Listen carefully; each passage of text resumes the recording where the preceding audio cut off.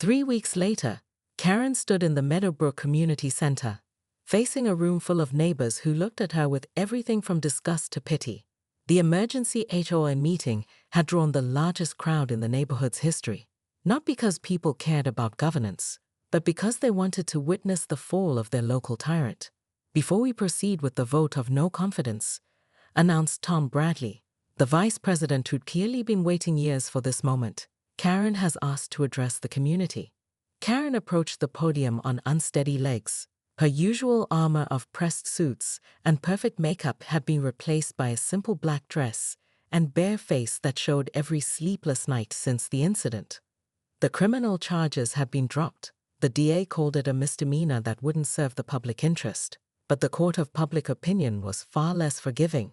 "I know most of you expect me to defend my actions," Karen began, her voice barely above a whisper, to explain why parking regulations mattered more than Harold Henderson's life. The room was silent except for someone's child whispering loudly about wanting to go home.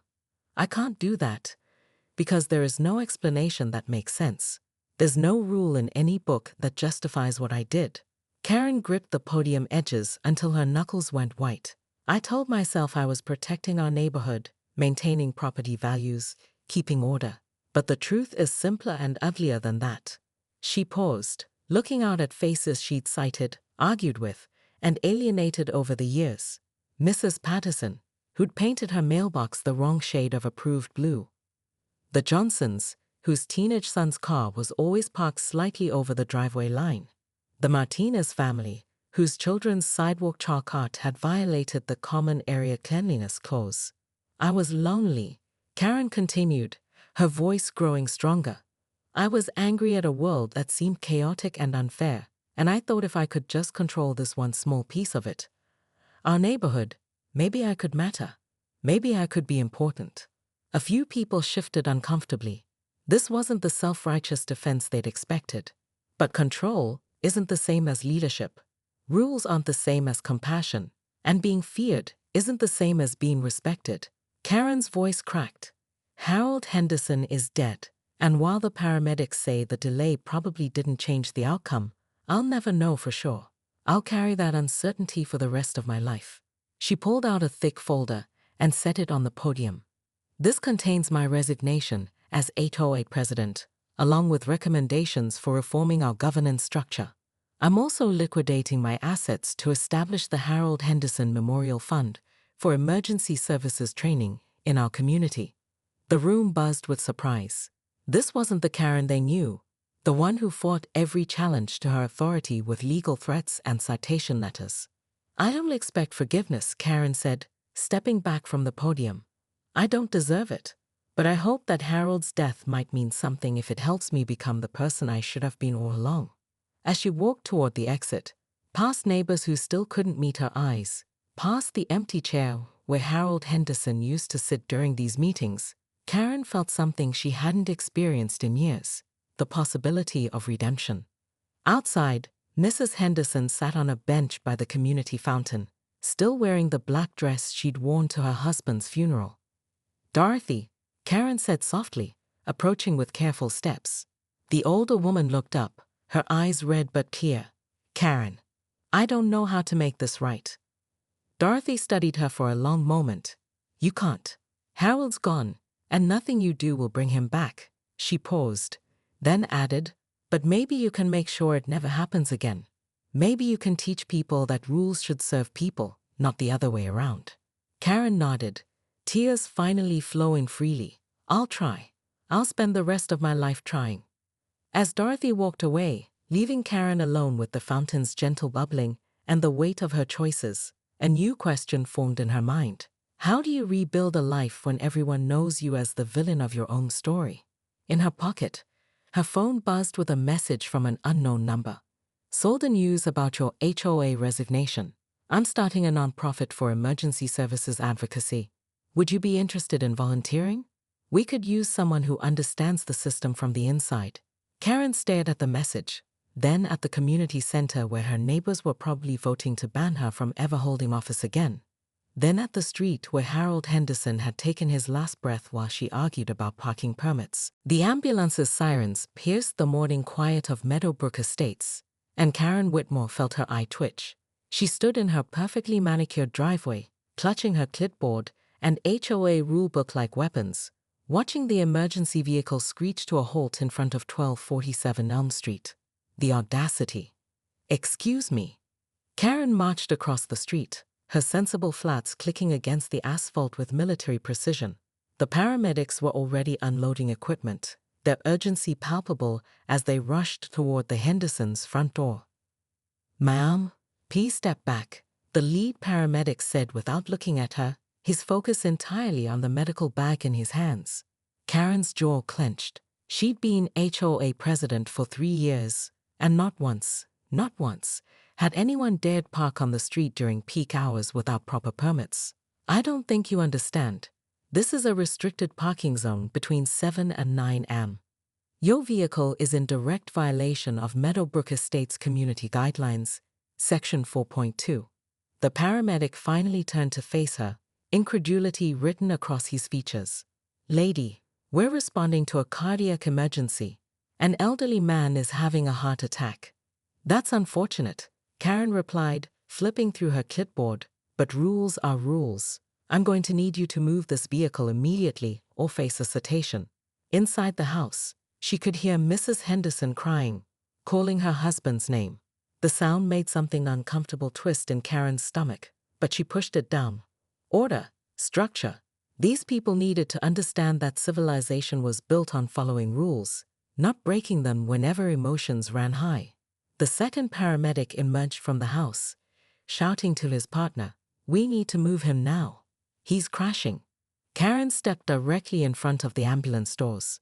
"I'm sorry, but I cannot allow this vehicle to remain in violation. There are procedures, forms that need to be filled out. I have a neighborhood to protect. Get out of the way." The paramedic's voice cracked with desperation. "I will not be spoken to in that tone." Karen's voice rose to match his. "I am a respected member of this community, a homeowner, and your authority ends when my property values begin." The lead paramedic grabbed her by the shoulders. "Ma'am, a man is dying." Something snapped inside Karen. Years of thankless service, of neighbors who whispered behind her back, of a community that didn't appreciate her dedication to maintaining their perfect little world. She shoved him hard, harder than she intended. The paramedic stumbled backward into the ambulance's rear doors, and Karen felt a surge of vindication. Finally, someone was listening. Finally, someone understood that she wasn't just some busybody. She was the guardian of everything good and decent about Meadowbrook Estates. But as she watched the paramedic steady himself, as she saw the mix of shock and fury in his eyes, as she heard Mrs. Henderson's sobs growing louder from inside the house, Karen felt something she hadn't experienced in years: doubt. The ambulance doors slammed shut with a finality that seemed to echo through the entire neighborhood.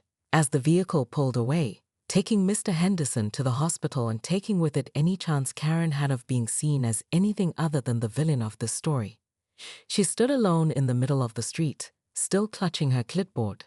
Her phone buzzed. A text from her daughter. "Mom, I saw the news about the ambulance incident.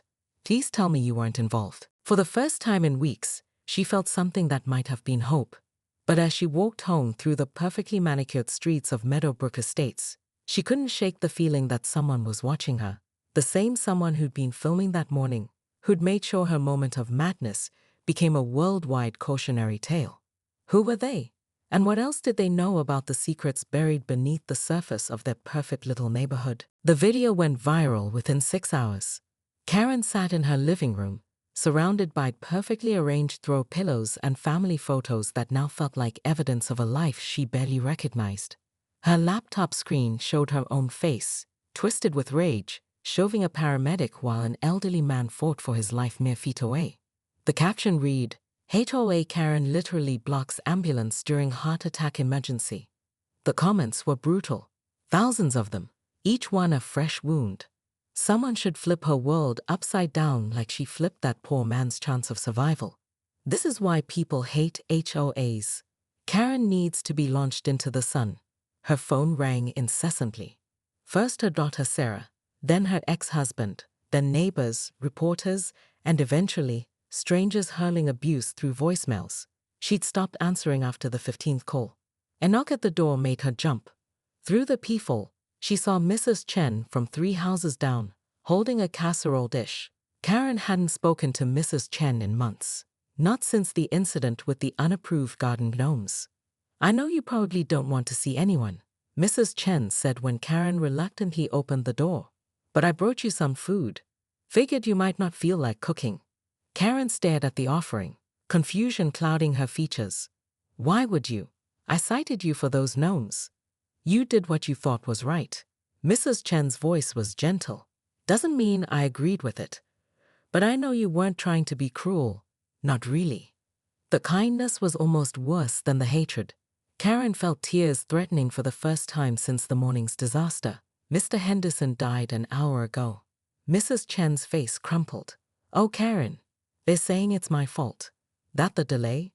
Karen's voice broke. "I was just trying to maintain order. Standards. I never meant for anyone to get hurt." "I know." Mrs. Chen stepped inside without invitation, setting the casserole on Karen's pristine coffee table. "But intent doesn't always match impact, does it?" Karen sank into her chair, finally allowing herself to really look at what she'd done. Not through the lens of rules and regulations, but through the eyes of a woman who just lost her husband of 47 years, because someone cared more about parking violations than human life. "I need to resign from the HOA," Karen whispered.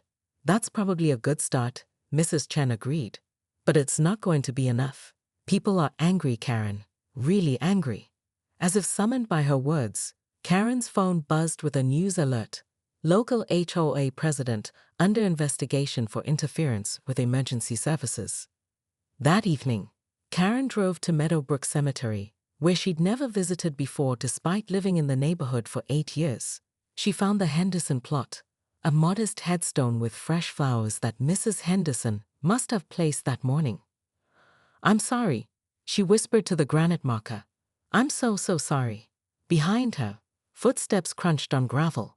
Karen turned to find a young man in a police uniform approaching, his expression unreadable. "Karen Whitmore." She nodded, too tired to run. "I'm Officer Martinez.